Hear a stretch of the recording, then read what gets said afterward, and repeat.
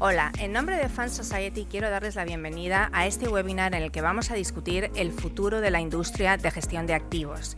Al final del panel podrán ustedes recibir las contestaciones de los panelistas y las preguntas las podrán realizar durante el panel a través del chat de la aplicación o enviando un correo electrónico a info@fundsociety.com. Ahora quiero dar la bienvenida a Emilio Veiga, que es director de marketing de Flex Funds y que va a actuar como moderador del panel. Adelante, Emilio. Hola Alicia, hola a todos, ¿qué tal? Buenos días. Un placer estar aquí de nuevo, ¿no? Por segundo año consecutivo con vosotros, presentando además los resultados de una iniciativa conjunta con Fund Society y Flex Funds, que son los resultados del segundo informe anual del sector de securitización de activos.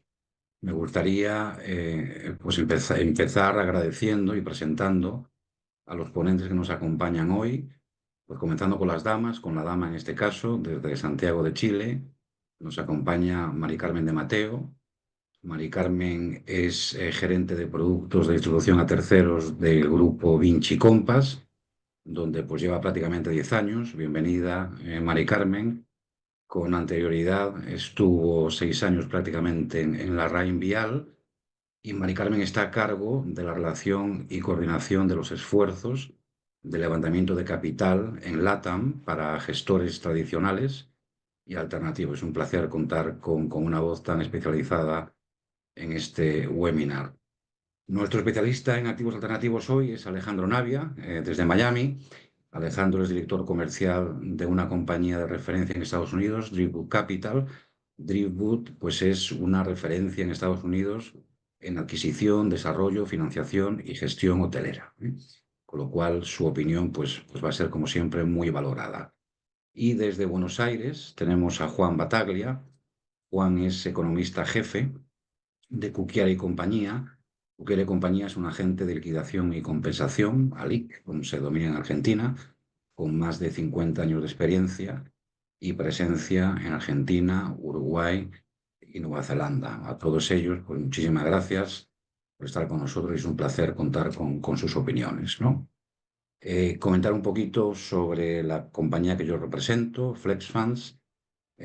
Pues Flex Funds es una compañía especializada en securitización, titularización, bursatilización, como lo queremos llamar, de activos a nivel mundial, y básicamente ofrecemos soluciones a través de la estructuración de vehículos de inversión para que los gestores de activos puedan ampliar su distribución en múltiples plataformas bancarias de manera fácil y eficiente, ¿no? Tenemos aproximadamente 1.500 millones en activos bajo servicio, tenemos aproximadamente 200 clientes en todo el mundo y hemos emitido pues unos 500 vehículos o ETNs, Structured Trading Notes, en más de 30 países a lo largo de todo el mundo, ¿no? Pues es un poquito sobre FlexFunds, ¿no?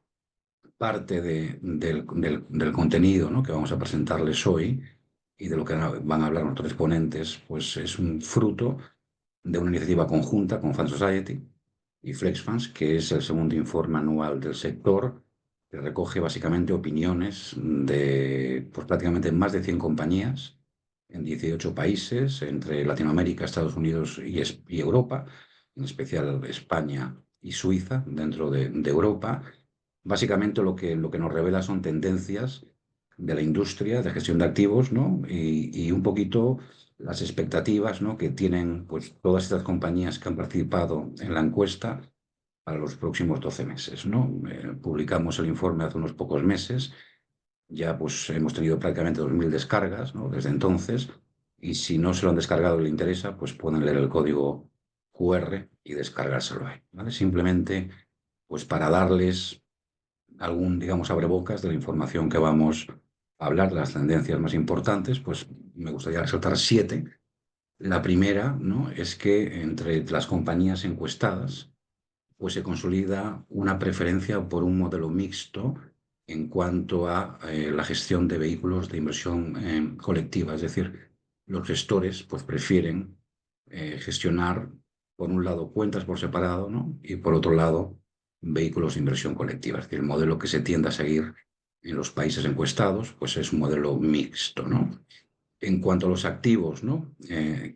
Bueno, pues de preferencia para securitizar, están los tradicionales, como pueden ser inmobiliarios, préstamos y contratos, pero también activos listados, ¿no? Como pueden ser acciones, bonos, etcétera. Es un segundo dato que emerge del informe. También emerge muy fuerte un poco el auge en alternativos, ¿no? Que yo creo que tanto Alejandro como Mari Carmen cubrirán un poquito más en profundidad más adelante, ¿no? Y lo que nos dice el informe es que prácticamente más de un 60% de los gestores asigna hasta un 30% de sus portafolios en activos alternativos, ¿no? Lo que es un dato bastante relevante e importante, ¿no? El 40% de los gestores no ha gestionado, no ha manejado vehículos de inversión colectiva, prácticamente cerca del 60% sí, en la región, ¿no? Y después pues sale el tema un poco omnipresente en estos días, ¿no? De la inteligencia artificial, ¿no? Y ahí lo que nos dicen es que se ve como una herramienta de optimización de gestión, ¿no? Que permite al gestor de activos pues enfocarse en decisiones estratégicas. Otra tendencia que vemos que sale dentro de la mega encuesta que hemos realizado, ¿no? Es que los inversores pues, están priorizando eficiencia e integración y aprecian bastante las ventajas de centralización de cuentas y procesos de onboarding más sencillos, ¿no? Esto es una tendencia que vemos en toda la región, Estados Unidos offshore, LATAM y España y Suiza, ¿no? El reporting, con un 24% de respuestas, es el mayor desafío y la captación de capital es el principal problema a los que enfrentan pues un poco los gestores en el manejo colectivo de carteras. Por eso son 7 datos que queríamos darles, un poco profundizando muy brevemente en algunos de ellos, ¿no? Pues aquí ven la respuesta a la pregunta, ¿no? ¿Qué activos pues, tienen mayor interés para securitizar, ¿no? Entonces ahí ven poco lo que comentábamos antes, ¿no? Pues lo que es el real estate, proyectos inmobiliarios un 18%, encabeza un poco las respuestas seguidas de préstamos y contratos, pero después los activos listados como acciones, bonos, fondos de inversión, derivados, etcétera, ¿no? Pues le siguen, ¿no? Y con un acumulado en respuestas que no es desperdiciable, ¿no? En cuanto a los alternativos, ¿no? Pues vemos que ese número creciente de gestores que asignan alternativos a su portafolio se inclinan en casi un 40% por real estate, ¿no? Por bienes raíces, ¿no? Y prácticamente un 30% por fondos de capital privado. Es decir, esos dos aglutinan prácticamente un 70%, ¿no? de las preferencias.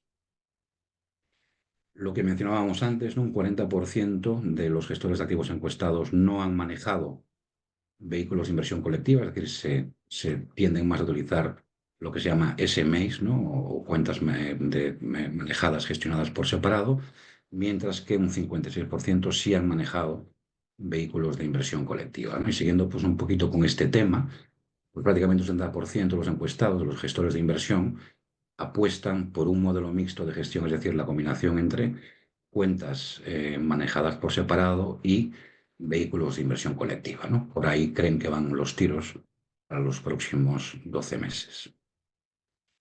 Pasamos un poquito a los principales problemas que nos han dicho, ¿no? Los encuestados en cuanto al manejo de carteras, ¿no? Pues aquí pues emergen 3, básicamente, ¿no? El 21% cree que el principal problema en el manejo de carteras es la captación de capital, seguido, ¿no? Por un 17% que son las comisiones y los costes de gestión, y ya pues un mismo 17%, ¿no? Al igual, pues pone relevancia por lo que es dificultades de rebalanceo de carteras. Y entonces, pues esas 3 son las principales challenges, ¿no? Principales desafíos que sale en la gestión de clientes y captación de capital. Y a la hora de qué prioriza un inversor, ¿no? Sus clientes, ¿no? Hay un poco lo que nos han respondido, no es que una gran mayoría, ¿no? Un 42% del inversor, de los inversores, ¿no? De los clientes, de los gestores de activos, está buscando o priorizando es la preservación de capital, ¿no? Eso parece que es un motivo, ¿no? Un importante, seguido un 26% por lo que es tener una cartera, unas inversiones que le den cierto nivel de rentabilidad sostenible a largo plazo. Esa es un poco la mayoría de las preferencias en cuanto a lo que buscan los inversores según sus proveedores, ¿no? Según los gestores de activos. Y lo que vemos, ¿no?, es en cuanto a herramientas y necesidades para la gestión de activos, pues realmente prácticamente la mitad de los encuestados considera muy importante dos aspectos, ¿no? Primero, el cálculo y reporte del NAV, o sea, del Net Asset Value, automatizado o tercerizado, ¿no? Eso se considera en una escala del 1 al 5, 5 siendo muy importante como muy importante, ¿no? Y también el 45%, ¿no?, considera muy importante facilitar el onboarding de los inversores, ¿no? Esos son dos aspectos clave que han salido en lo que es las herramientas y necesidades para la gestión de activos. Creo que también Mari Carmen hablará un poquito de esto en su presentación. Ya por último, ¿no?, pues tocamos el tema de las nuevas tecnologías, ¿no? Y realmente le hemos preguntado a más de 100 compañías si utilizan en su día a día inteligencia artificial en su empresa, ¿no? En su día a día de manera oficial, ¿no? Y bueno, pues realmente prácticamente el 60% de los encuestados nos han dicho que no, ¿no? Curiosamente, pues todavía no. Y el 18% sí, y de aquellos que utilizan la inteligencia artificial en su día a día, pues mayoritariamente lo hacen, como pueden ver en el gráfico, ¿no?, para lo que es asesoramiento de inversiones. Es un poco unos datos que hemos querido compartir del informe del sector. Hay muchos de estos datos que van a ser un poco ya más discutidos o desarrollados con un poco más de profundidad por otros ponentes, ¿no? Y bueno, pues si les parece, doy paso al primero de nuestros ponentes, ¿no?, que es Juan Bataglia, economista jefe de Cookiara, ¿no? Cookiara es un ALIC, un agente de liquidación y compensación. Tiene presencia en Argentina, Uruguay, Nueva Zelanda.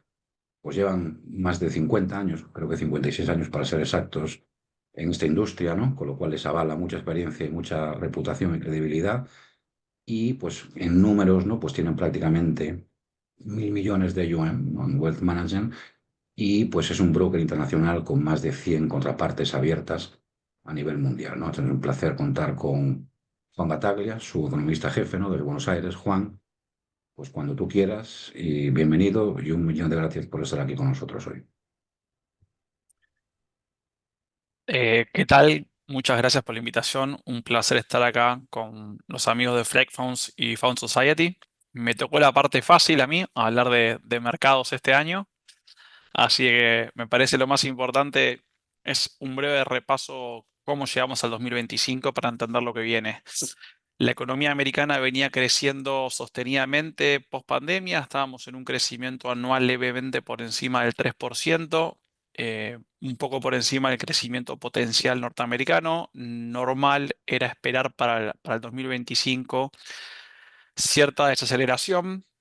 La otra variable muy importante es la inflación. Veníamos una inflación, depende tomando el CPI o el deflactor de precios que usa la Fed, pero en general, últimos 3 meses promedio veníamos una inflación navegando entre el 3 y 3,5% anual. Las proyecciones o la break-even inflation, el mercado esperaba cierta baja en la inflación, moderación. Y por el lado, quizás el dato más preocupante venía por el lado fiscal. La economía americana tenía un déficit fiscal de 6,5 puntos del producto, muy por encima de su media histórica, muy por encima de un déficit que mantenga la sostenibilidad de la deuda, ya cerca de 120 puntos del GDP, del PBI americano. Con lo cual creo que esos 6,5 puntos de déficit fiscal era el punto que más llamaba la atención al mercado. Eso es mitad déficit primario y mitad pago de intereses. En términos de mercado, ¿cómo llegamos? Con múltiplos muy altos del mercado norteamericano. Esos múltiplos de evaluación, cualquiera de ellos, price earning, enterprise value sobre EBITDA, etcétera, están muy asociados a las magníficas 7, que venían trayendo en general, la mayor parte de ellas, excelentes resultados corporativos con muy buenos márgenes y muy buen crecimiento. Y esos múltiplos de esas 7 compañías un poco nos ubicaban en múltiplos del mercado americano muy por encima de otros mercados. Eh, en lo que En el inicio del 2025 vimos un cambio con respecto al 2024 y 2023, vimos cierta rotación, el mercado saliendo de la Magnífica 7 y yendo más a otro segmento del mercado norteamericano. Y también vimos cierta diversificación geográfica, mercados europeos y latinoamericanos o emergentes un poco rezagados, venía haciendo un poco el catch-up de a poquito en este 2025 hasta hace unas poquitas semanas.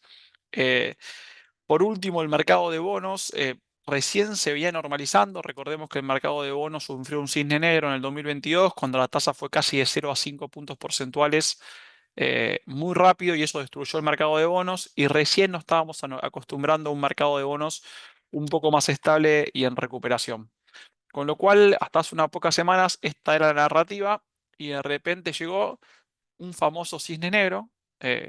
Creo que difícil de definir. Veníamos de la crisis global del 2018, del 2008, perdón, como un gran cisne negro. Después tuvimos la pandemia. El 2022 fue un año muy malo porque tuvimos explosión de tasa con inflación alta y actividad no tan empujante, que marcó una caída del equity y del fixed income. Y desde entonces veníamos con mercados muy bien, tanto en fixed income un poquito menos, pero bien, y muy bien en equity. El cisne negro básicamente es Trump, no Trump, sino Trump con aranceles, ¿no? Vemos una política arancelaria, una amenaza arancelaria que está que es mucho peor de cualquier worst case escenario que el mercado priceaba.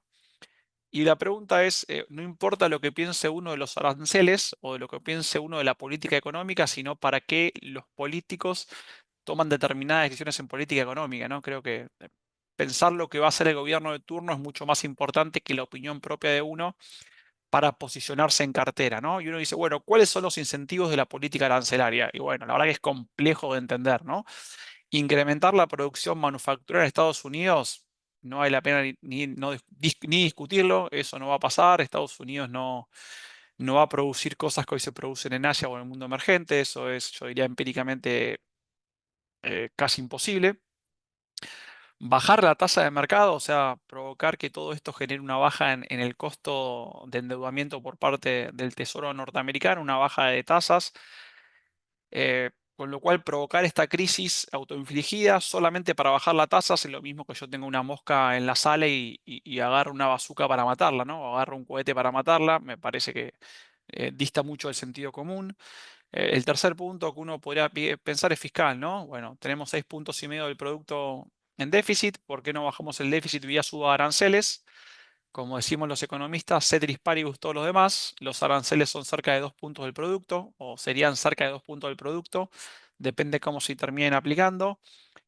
Me parece que eso también sería un gran error de política económica, porque recaudo por aranceles 1,5 puntos, 2 puntos, pero la contracción potencial de la actividad es gigantesca y los revenues fiscales van siempre de la mano de la actividad. Con lo cual, el único punto sensato o algo sensato en materia de aranceles sería, bueno, vamos a nivelar la cancha arancelaria a nivel global. Yo soy el principal productor del mundo y tengo aranceles más altos, o me imponen aranceles más altos a mí. La cancha no está nivelada. ¿Cómo nivelo la cancha? Con grandes amenazas, o sea, una gran amenaza para después negociar. Lo preocupante es que no es así, ¿no? Porque al final del día parece que los aranceles no importa tanto nivelar la cancha en términos de aranceles, sino nivelar la cancha en términos de déficit comercial, y eso también dista mucho del sentido común. Un dato llamativo cuando uno lee la fórmula de aplicación, ¿no? Que citan un trabajo de Cavallo y Broda, dos trabajos, citan dos elasticidades. Una elasticidad es 4 y una es un cuarto, con lo cual las elasticidades se cancelan y la fórmula no deja de ser más que nada, te aplica una tarifa según el déficit comercial dividido las importaciones, con lo cual la brutalidad es máxima, la incertidumbre es máxima. ¿Y qué va a provocar esto? Bueno, el principal perjudicado, en mi opinión, sin duda va a ser la economía norteamericana. O sea, obviamente el mundo se va a perjudicar, pero creo que el principal perjudicado de esto va a ser la economía norteamericana. Vamos a una actividad que va a contraer. O sea, en Estados Unidos no va a poder crecer al 2,5%. Posiblemente veamos dónde recae la tasa de crecimiento o si realmente va a recesión. Eso dependerá del rumbo que tome la negociación arancelaria. Eh, En cuanto a la inflación, o sea, vamos a menor actividad, menores resultados, menores beneficios por acción. En cuanto a la inflación, bueno, creo que es un gran if. ¿Por qué? Porque vamos a tener un salto de precios, ¿no? Producto de los aranceles, producto del aumento del costo. Parte se reducirán los markups, pero parte absorberá el consumidor, sobre todo norteamericano. Por otro lado, hay que ver dónde termina la actividad, ¿no? Porque si la actividad va a recesión o a una desaceleración fuerte, tanto el crudo, ¿no? Que pesa mucho en la canasta del CPI americano, como la caída del consumo propia, va a menguar un poco el efecto inflacionario de los aranceles, con lo cual la inflación yo diría que es el punto abierto, pero lo que es seguro que vamos a un escenario un poquito más deflacionario, ¿no? Y básicamente porque el consumo va a caer no solo por el aumento del costo de los bienes y servicios, sino también porque está cayendo muy fuerte la confianza del consumidor. ¿Se revierta o no se revierta esto? Y la inversión, el otro motor del crecimiento, también va a caer. O sea, voy a poner una fábrica en Estados Unidos o voy a incrementar mi capacidad de producción y no sé. O sea, la incertidumbre es muy alta y una cosa que opere incertidumbre en los mercados emergentes, como, no sé, mi querida Argentina, que estamos acostumbrados a operar con niveles de incertidumbre altos, pero el empresariado norteamericano no está preparado para estos niveles de incertidumbre. Con lo cual yo diría que para cerrar es cómo tomo posición en materia de activos, ¿no? Y yo diría algunas cosas, ¿no? ¿Va a primar la racionalidad? Sí, va a primar la racionalidad porque es la economía norteamericana, la economía más capitalista y pujante del mundo. ¿Cuándo? No sabemos. No sabemos si será un mes, 2 meses, 6 meses o 4 años. Pero sabemos que en mediano plazo en Estados Unidos va a primar la racionalidad porque es lo que siempre primó.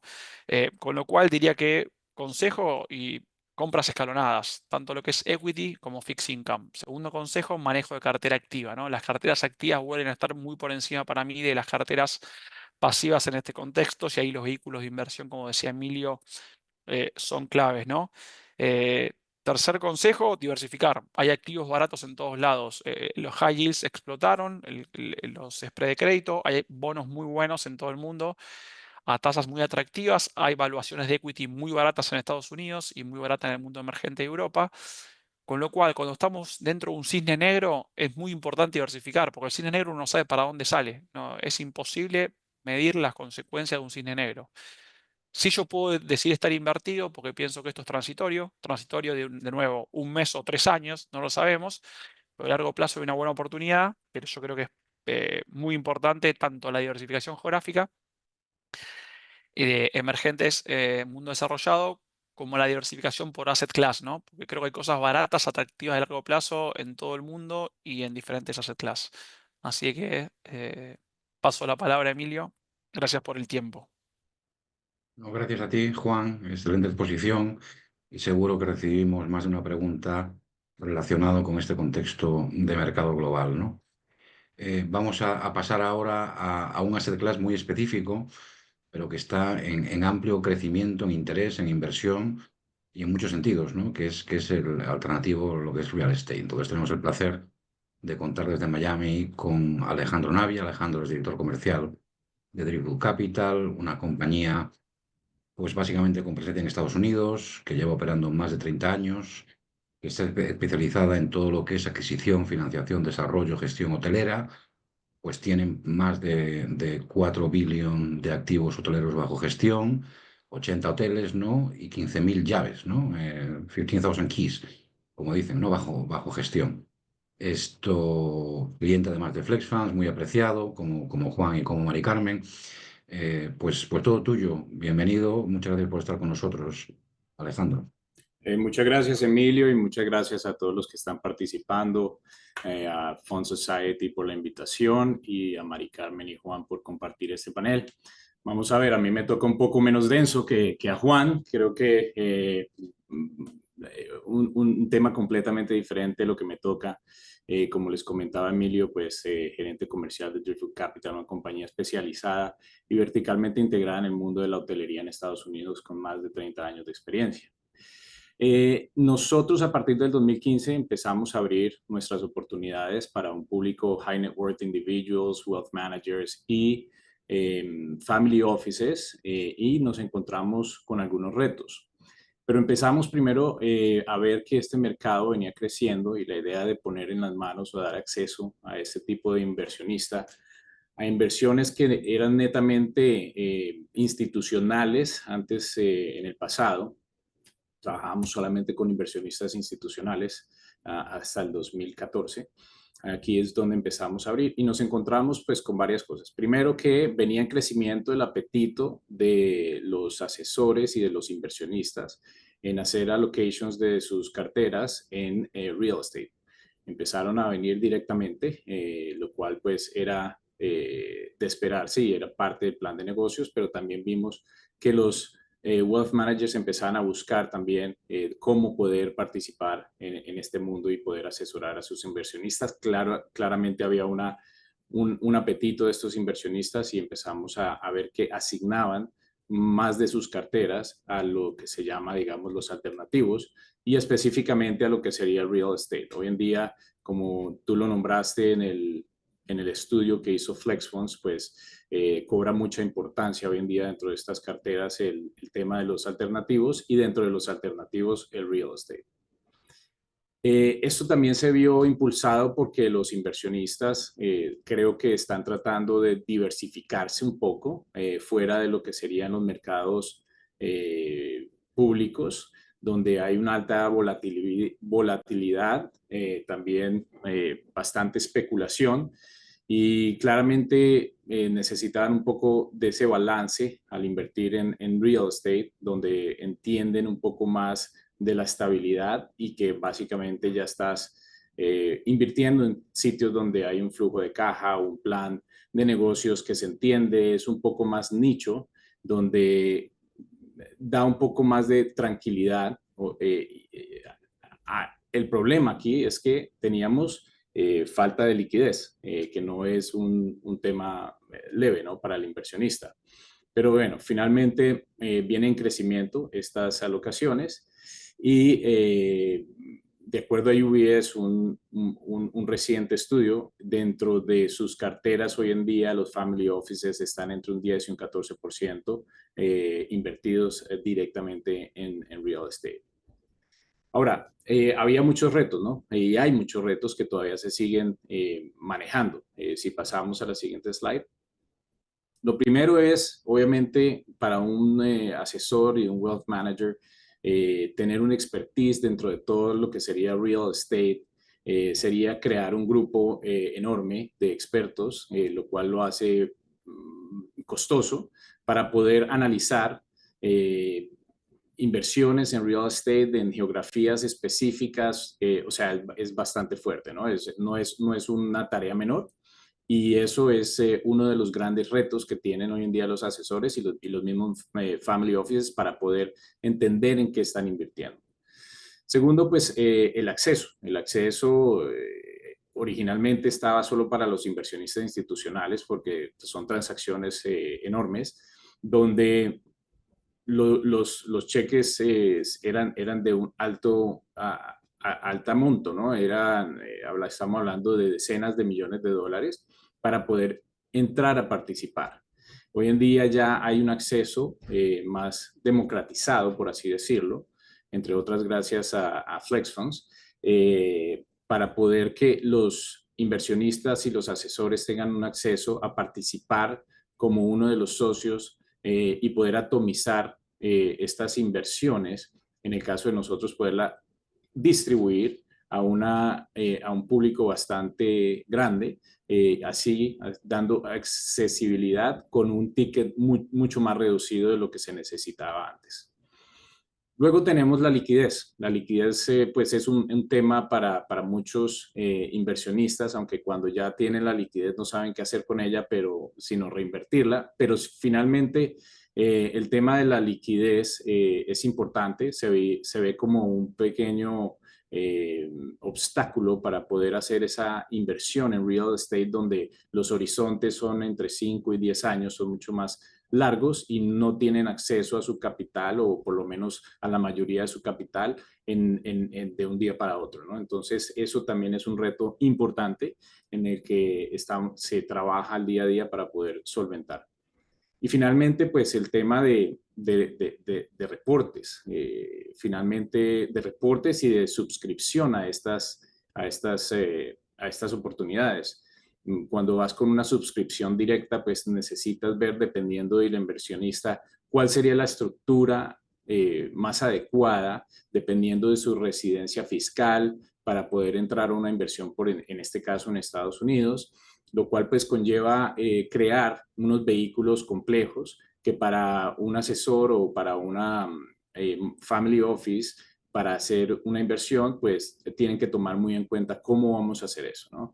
Cómo lo vamos a lograr y tener una asesoría bastante fuerte para poder hacer esos vehículos correctamente. Entonces, todos estos retos fue lo que nos encontramos en un principio para poder distribuir de manera más eficiente nuestros productos. Y finalmente, pues encontramos o estamos en el proceso de encontrar soluciones cada vez más eficientes.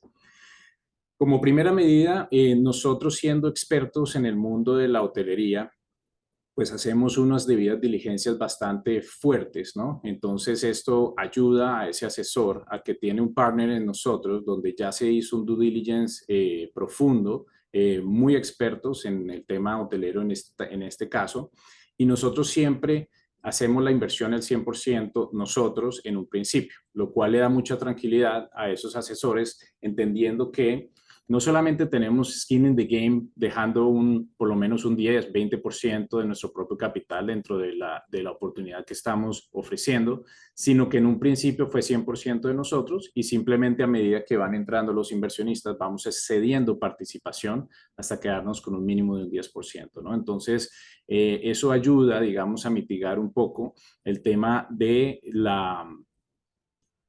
estudio, del due diligence, para el asesor o para el family office.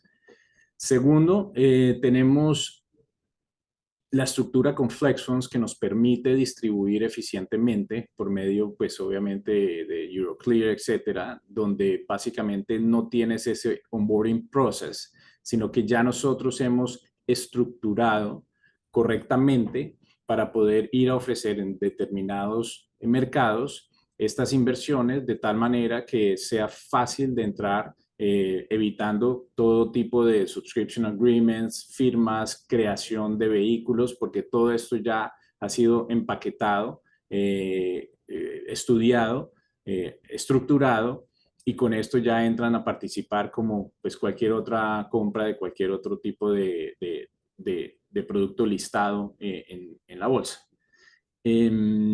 Esto nos dio bastante acceso a las bancas de inversión, especialmente en Latinoamérica, y fue, digamos, un game changer para nosotros en la distribución de nuestros productos, ¿no? Con la ayuda de FlexFunds.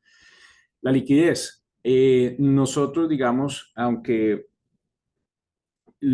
no nos reservamos, digamos, la decisión de venta de activos que hemos comprado para salir en el mejor momento, ya que los intereses están bastante bien alineados y no tenemos una salida exacta, pero sí muy bien proyectada. Aquí la idea es que estamos ofreciendo aproximadamente unas 10 a 15 oportunidades de inversión al año. Entonces, trabajamos con estos family offices y con los asesores para que vayan haciendo allocations más pequeños a través del año, para que entonces empiecen a entrar a un escalonamiento donde pueda cumplir con esas necesidades de eventual liquidez que necesite ese inversionista o ese family office. Entonces, de esta manera, pudiendo tener esos tickets más accesibles, varias oportunidades con diferentes estrategias durante el año, pues se va creando un escalonamiento que permite, después de cierto tiempo, tener cada cierto momento cierta liquidez para poder tener la decisión si reinvierten o simplemente sacan esa liquidez para otras alternativas de inversión que tengan en el momento. Entonces, de cierta forma, hemos podido solventar ese tema de la liquidez o mejorado un poco, y no necesariamente estás amarrado por mucho tiempo ese allocation a una cartera de alternativos, en este caso de real estate. Y pues hemos simplificado también por medio de FlexFunds ese onboarding para los asesores, porque ya tienen, como los dije anteriormente, llave en mano toda la solución. Simplemente es empezar a poder que entiendan la oportunidad, la forma en la que la estamos trabajando y que sea compatible con las necesidades de sus clientes. Y esto es lo que hemos hecho desde Driftwood para poder entrar en este mercado y lo hemos visto en crecimiento importante. Hoy en día nosotros tenemos aproximadamente, colocamos unos $300 millones de inversiones al año en todas nuestras oportunidades. Así que, y viene un crecimiento aproximadamente del 30% año por año. Entonces, bastante bien vemos el futuro del crecimiento de este tipo de inversiones. Muchas gracias, Alejandro. Un placer escucharte y damos fe desde FlexFunds del crecimiento que estáis teniendo, ¿no? en el mundo de alternativos. Un placer contar contigo hoy y seguro que recibimos bastantes preguntas también para ti, para Driftwood Capital, de la audiencia que tenemos hoy.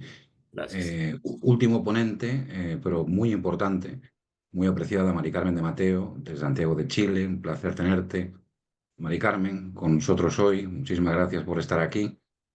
Mari Carmen, yo creo que es una voz muy autorizada, ¿no? En la industria. Lleva 10 años trabajando para una compañía de referencia, no quiero decir latinoamericana, yo diría ya mundial, ¿no? Como es Vinci Compass, con presencia en toda América Latina, Hispanoamérica, Brasil y Estados Unidos. 30 años, más de 30 años de experiencia, especialistas en Asset Management, Wealth Management y Third Party Distribution, ¿no? Que es la responsabilidad en la que se encuadra básicamente Mari Carmen. Y bueno, pues unos números, la verdad, que son muy relevantes, ¿no? Pues 54 billion, ¿no? de de Assets Under Management, más de 600 colaboradores en la región y más de 60 especialistas en inversiones que trabajan dentro de Vinci Compass, ¿no? Le hemos pedido a Mari Carmen que nos hiciera el favor de dar su opinión en un tema muy interesante, ¿no? Que son las tendencias que ella, ¿no? y Vinci están viendo en lo que es la composición de portafolios, y también que nos dé su opinión sobre herramientas principales para la gestión de activos. Entonces, bueno, pues bienvenida, Mari Carmen. Un millón de gracias por estar aquí con nosotros. Muchísimas gracias, Emilio. Muchas gracias, FlexFunds y Fund Society por la invitación. Podemos ir aquí a la primera slide. Un poco lo que venimos en un momento de portafolios, de un mercado muy volátil. Y bueno, cuando hacemos un análisis un poco más largo y no nos quedamos solamente mirando lo que es el hoy, vemos que cuando miramos una serie larga de 50 años, un 66% de los años calendario, la correlación entre la rentabilidad de las acciones y la renta fija ha sido positiva, por lo que esto presenta un desafío importante para la gestión de portafolio. Hoy día un portafolio 60-40 no necesariamente es un portafolio diversificado, ya que, como podemos ver aquí en la gráfica, muchas veces esos dos tipos de activos están correlacionados. Si vamos a la siguiente slide, por favor. Una solución, entonces, o no una solución, pero un muy buen activo que nosotros vemos para poder venir a aportar a este portafolio, mejorando las perspectivas o las expectativas de retorno y bajando la volatilidad del mismo, es agregando activos alternativos que tienen la cualidad de estar descorrelacionados con lo que es el mercado público. Al agregar activos alternativos, que son activos que se transan principalmente en el mercado privado, a un portafolio, podemos ver acá cómo mejora tanto la rentabilidad esperada como la volatilidad y el yield, donde la volatilidad baja considerablemente y la rentabilidad esperada y el yield también sube. Cuando vemos también qué tipo de inversionistas son los que están invirtiendo en este tipo de activos, vemos que ha habido un aumento en los últimos años, no solamente en el mundo institucional, donde los endowments, que fueron como los primeros inversionistas en empezar a entrar a este tipo de activos con el modelo de Yale, que ya tiene más de 70 años de historia haciéndolo, vemos que también los family offices globales han venido aumentando su exposición a este tipo de activos. Y eso tiene que ver con que han visto los beneficios que trae el portafolio a pesar de traer ciertos desafíos de la mano, como es que son activos más complejos, que tienen generalmente tickets, exigencias de tickets de inversión más altos, que creo que eso está en la siguiente slide, eh, y también son más difíciles de acceder, como comentaba Alejandro antes. También en general son activos donde el reporting es menos frecuente, el portafolio de inversión muchas veces tiende a ser algo más opaco, por lo que eso representa un desafío para los gestores a la hora de tener conversaciones con sus clientes, poder reportar no solamente cómo se va comportando el portafolio como un todo, sino que también la rentabilidad, ya que muchas veces acá se ven TIRs para el proyecto versus rentabilidades como simplemente la valorización del valor cuota, que es el que estamos acostumbrados a ver en una acción o quizás en un ETF o un fondo mutuo. Entonces, vemos que incluir activos alternativos en un portafolio es una herramienta que ayuda a los gestores a poder entregar una mejor experiencia a sus clientes, bajando la volatilidad del portafolio, mejorando la rentabilidad esperada, pero por otro lado también trae desafíos adicionales, como puede ser que se multiplican las fuentes de información, las estrategias requieren mayor diversificación y por ende traen mayor complejidad. Tengo flujos de información más complejos y que crecen, o sea, empiezo a aumentar las contrapartes, el tipo de activos que estoy presentando, la forma en que se mide la rentabilidad del portafolio.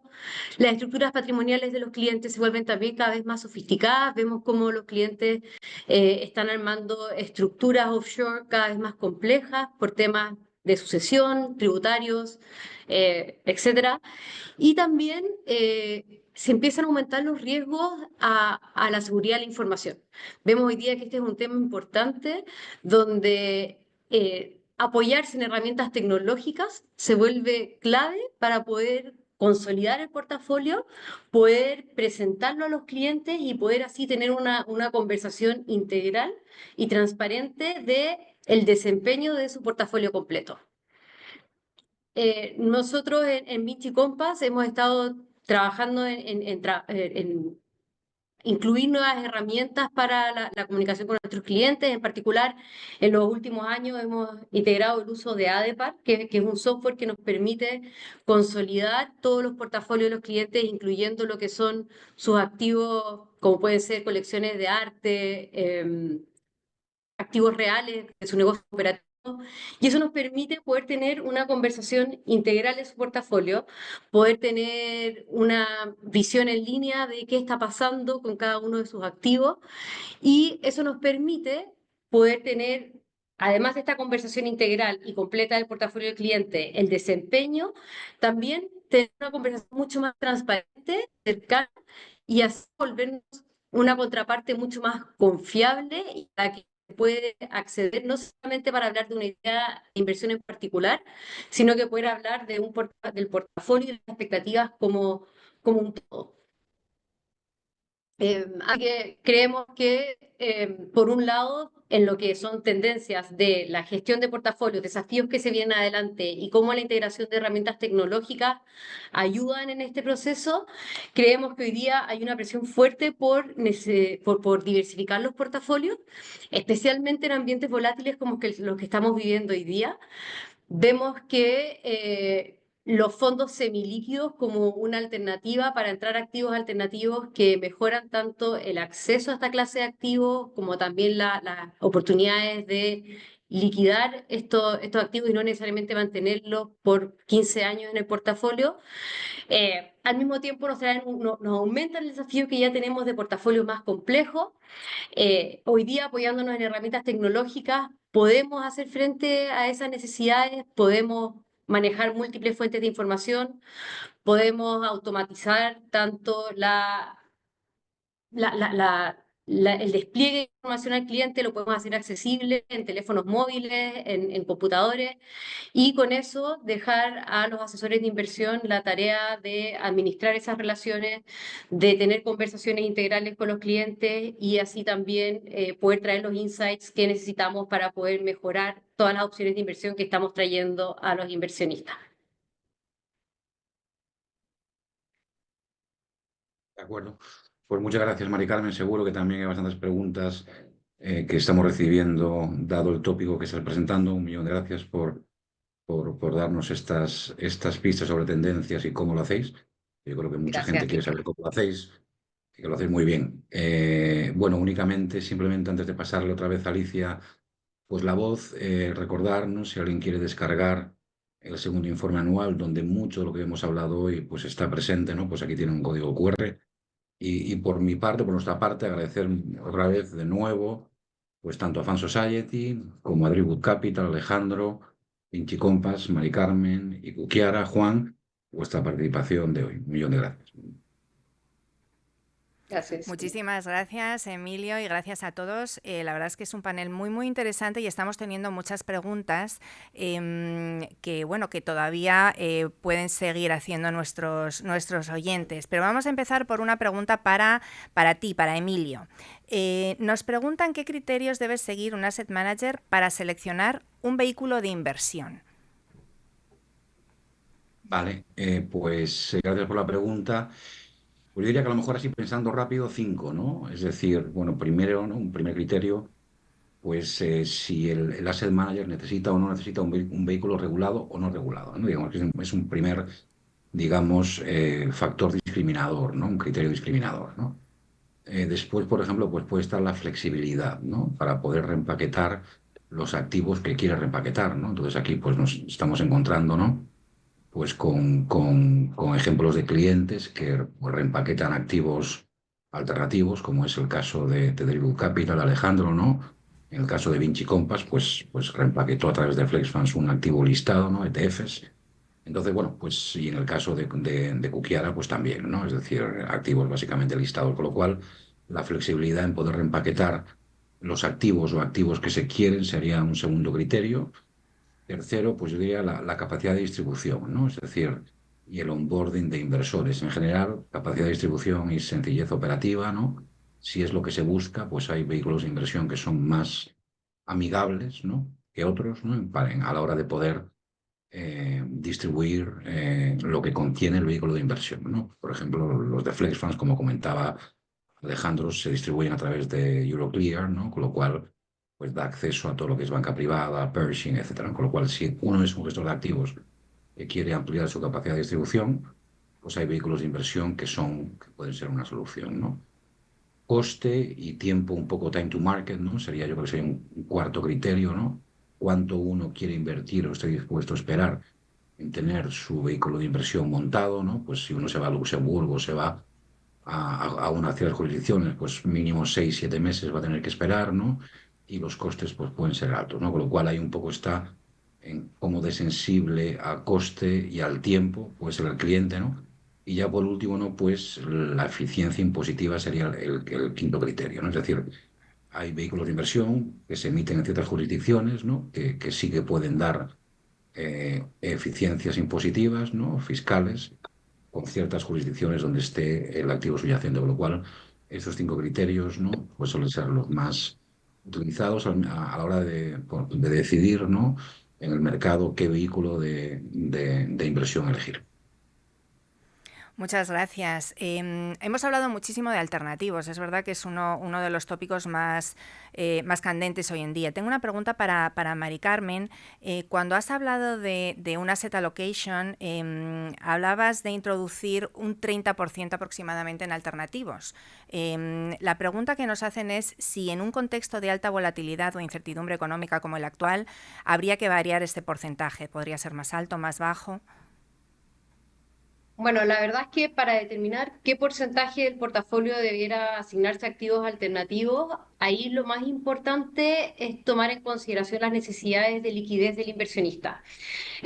Por ejemplo, cuando vemos la experiencia de inversionistas globales, generalmente vemos a los endowments en la parte más alta, donde tienen entre un 50-70% de sus activos, de su portafolio en activos alternativos. Y eso es porque los endowments en general se pueden permitir tener una buena parte de su portafolio sin liquidez. Entonces, y eso tiene que ver con que las universidades generalmente a los endowments les piden un dividendo de alrededor de un 6% anual. Entonces, dado que tienen bajas necesidades de liquidez, se pueden permitir tener una alta porción de su portafolio en activos alternativos. Para inversionistas que tienen necesidades de liquidez más altas, como puede ser, por ejemplo, una compañía de seguro, vemos que entre un 15 y 16% puede estar en activos alternativos, y eso se debe a que ellos necesitan efectivamente tener una porción de su portafolio mucho más accesible para hacer frente a eventuales pagos de prima. En el caso de clientes de family offices o high net worth, ahí es muy importante entender cuáles son las expectativas del cliente y las necesidades. Si es un cliente que se puede permitir tener una alta exposición a activos alternativos, puede incluso llegar a tener un 50% de su portafolio invertido en esta clase de activos. Si es un cliente que, en cambio, tiene quizás un portafolio un poco más pequeño y necesita regularmente estar rescatando parte de él o tiene incertidumbre respecto a sus necesidades de liquidez, entonces ese porcentaje puede ser incluso tan bajo como un 5 o un 10%. Entonces, más que haya un porcentaje ideal de exposición a activos alternativos, en el ejemplo que yo di en la presentación hablamos de un 30%, que es un porcentaje que en general vemos para un cliente como perfil muy clásico con necesidades de liquidez no demasiado altas, pero no tan grande como un family office que quizás se puede permitir una exposición más alta. Entonces creemos que la variable más importante a considerar son las necesidades de liquidez del inversionista, sus expectativas de este portafolio, y luego una vez que eso se define, ir incrementando esa exposición escalonadamente y siendo muy cuidadosos en cómo se administra la información al inversionista, ya que cuando es primera vez que están sometiéndose a estas como restricciones de liquidez, es importante ir manteniendo una conversación muy fluida, muy abierta, ir de a poquitito un poco cortando la liquidez en el portafolio para asegurarse de que la experiencia es buena y que efectivamente el portafolio puede hacer frente a las estrecheces de liquidez que traen los activos alternativos para poder beneficiarse de ese premio por liquidez que hemos sido consistente en el tiempo. Muchísimas gracias, Mari Carmen. Ahora tengo una pregunta para Alejandro sobre su activo, sobre el real estate. Nos preguntan, ¿cuál consideras que debe ser el retorno mínimo que debe proveer el real estate para incentivar la inversión en este tipo de activos? Gracias por la pregunta. Mira, hablar de un retorno mínimo creo que es también dependiente del apetito de riesgo de cada inversionista, ¿no? En Driftwood tenemos tres estrategias, una que obedece a una estrategia mucho más conservadora que viene a ser préstamos, donde los retornos oscilan entre el 8 y el 10% anualizado. Luego tienes otro escalón donde estamos hablando de pref equity, donde obviamente estás asumiendo un poco más de riesgo, pero sigue siendo relativamente conservador. Y ahí estamos hablando de unos retornos aproximados de entre el 10 y 12%. Y luego en el common equity, en el tipo de activo que nosotros manejamos, tenemos más o menos un indicador de un 15% de tasa interna de retorno. Entre el 15 y el 20% de tasa interna de retorno es lo que nosotros proyectamos neto para el inversionista. Entonces, esos son los rangos en los que específicamente nosotros nos movemos, y ya dependiendo de la necesidad de cada inversionista y cómo esté creando su portafolio y su apetito de riesgo y sus necesidades de flujo de caja, etcétera, pues ya dependerá cuál será su estrategia, ¿no? Pero esos son los rangos más o menos en los que trabajamos nosotros. Muchísimas gracias. Bueno, ahora tengo una pregunta un poco psicológica para Juan. Nos preguntan que en un entorno como el actual de tanta incertidumbre, ¿cuál considera que son las acciones más efectivas que un gestor puede implementar para generar confianza y facilitar la captación de capital? Yo creo que la gestión activa, ¿no? Y acá, donde todos los que hacemos gestión activa y no ETF clásicos, podemos tener un valor agregado. Hay que estar muy dinámico en el manejo del portafolio, muy dinámico tanto en el cambio de la composición dentro de una cartera de equity y fixed income, pero también saber cambiar asset class a tiempo. Y creo que eso es fundamental, ¿no? Que yo tenga mis ahorros en una cartera o en un fondo o una nota activa, y esa nota activa puede tener X cantidad de por ciento de liquidez o X cantidad por ciento de hedge de coberturas en estos entornos. El alfa que pueden generar es buenísimo y es fundamental, ¿no? Muchas gracias. Volvemos a Mari Carmen. Nos preguntan sobre uno de los aspectos que señalaba el reporte que ha presentado Emilio, que es la generación de reportes y la identificación del perfil de riesgo como grandes retos operativos. Nos preguntan qué tanto influye la calidad de estos procesos en la retención de clientes y en la percepción de profesionalismo frente a potenciales inversores. Gracias por la pregunta. Sí, bueno, sin duda la calidad de estos procesos tienen un impacto altísimo en la percepción de calidad de servicio de los clientes y así también en la retención de estos inversores. Tener la capacidad de generar reportes ágiles, precisos, sin errores, se vuelve una herramienta fundamental para poder retener a los clientes y proyectar no solamente proyectar, un poco el ser y parecer muy profesionales. Y por otro lado también preguntaban ahí la pregunta lo de el perfil de riesgo. El perfil de riesgo creo que por un lado tener bien perfilados los clientes se vuelve crítico porque nos da una mejor idea de cuáles son las expectativas del cliente. Entonces, tener la capacidad de tener procesos automatizados, ojalá apoyándose en inteligencia artificial para poder hacer el screening más completo posible del perfil de riesgo del inversor y complementarlo con todo lo que cada asesor financiero nos pueda aportar para hacer más rico ese perfil y así poder alinear las expectativas del cliente con finalmente la implementación de su portafolio. Creemos que es muy importante para poder retener clientes, tener conversaciones claras, transparentes, precisas y como también hablaba en mi presentación, como integrales. Creo que todo eso te permite tener una conversación integral con el cliente de su portafolio, alinear expectativas y así asegurarte de que el portafolio que estás implementando, los resultados que estás obteniendo están en línea con lo que el cliente esperaba, lo que entendió y lo que pudimos comunicar. Muchísimas gracias. Y ya que citas la inteligencia artificial, esta es otra de las preguntas que estamos recibiendo para todos.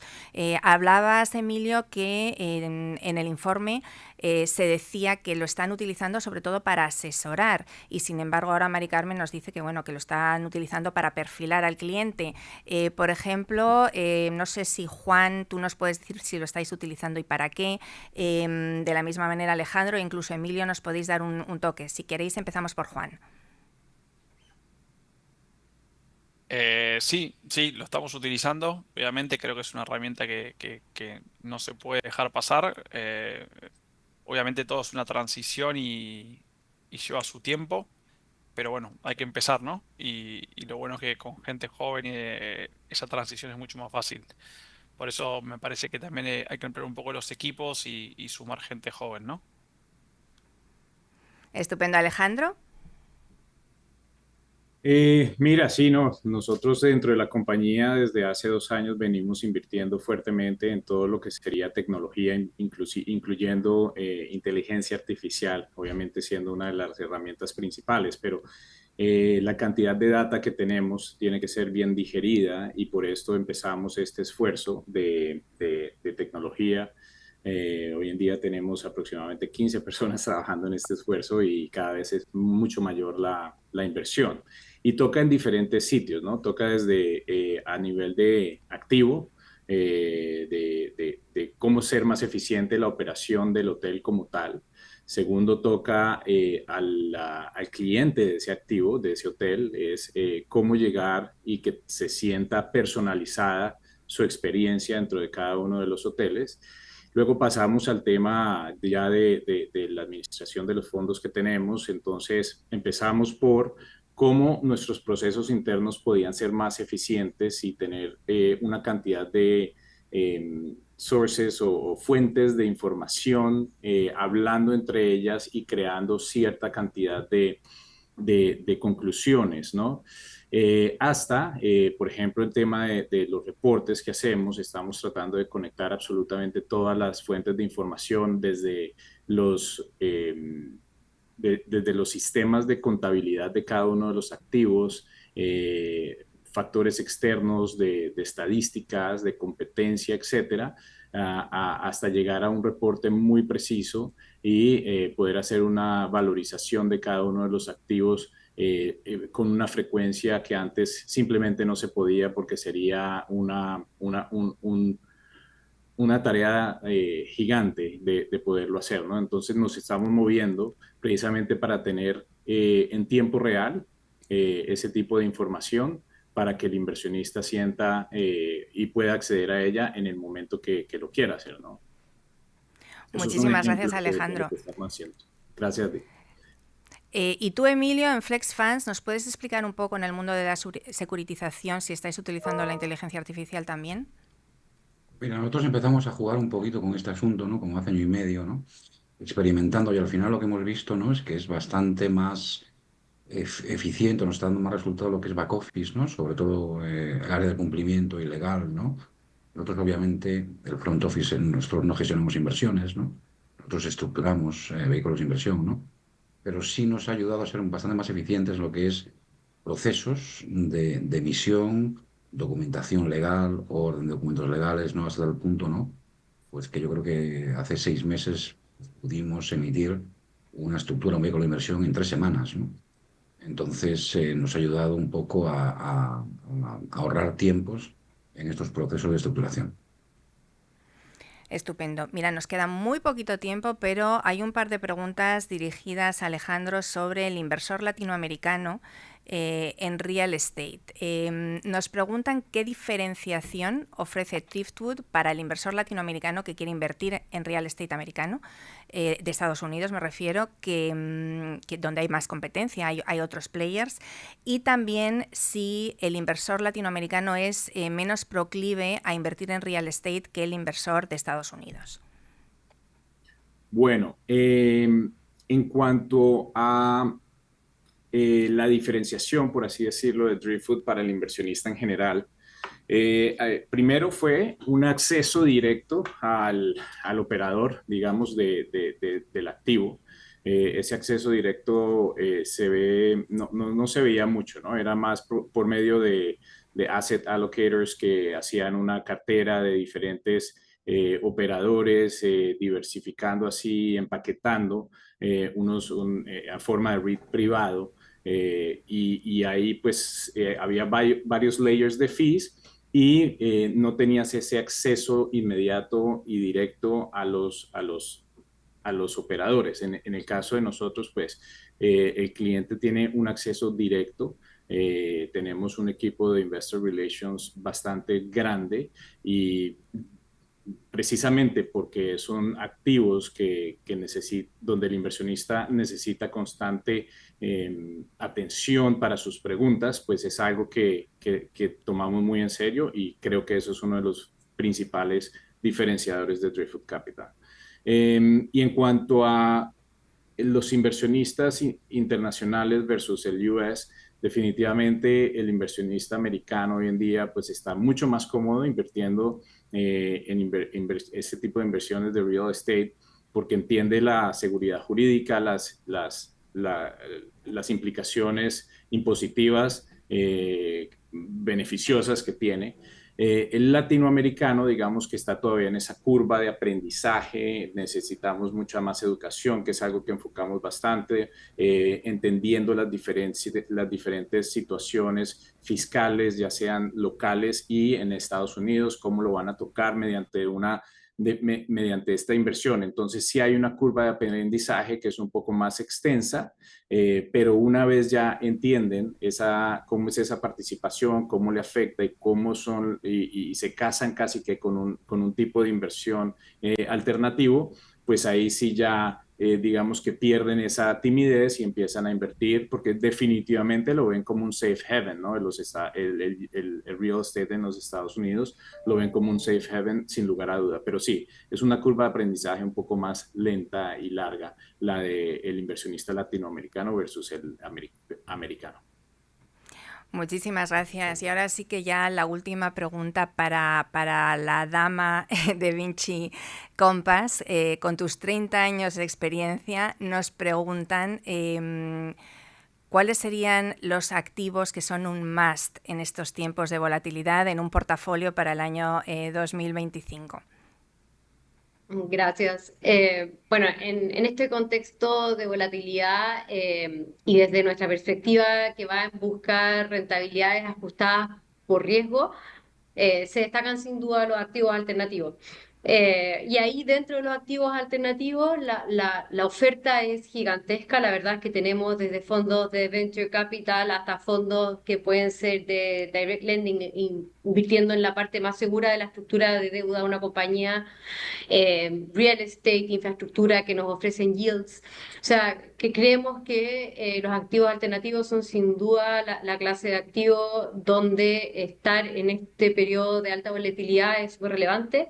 Y dentro de lo que son activos alternativos, nuestros favoritos hoy día podrían ser los fondos secundarios, que creemos una muy buen mix entre distribuciones tempranas que aportan cierto yield al portafolio y apreciación de capital relevante, como puede ser este tipo de activos. Y dentro de lo que son los fondos semilíquidos de activos alternativos, creemos que la deuda privada sigue siendo un lugar atractivo donde estar. Creemos que esos fondos también entregan una estabilidad al portafolio que pocas clases de activos pueden entregar y totalmente descorrelacionada con la volatilidad del mercado público. Pues muchísimas gracias a todos nuestros panelistas. Enhorabuena, Emilio, por este estudio y por el éxito que está obteniendo, porque realmente son muy interesantes las conclusiones que se presentan. Y gracias a todos. Sin más, nos despedimos de todos nuestros oyentes.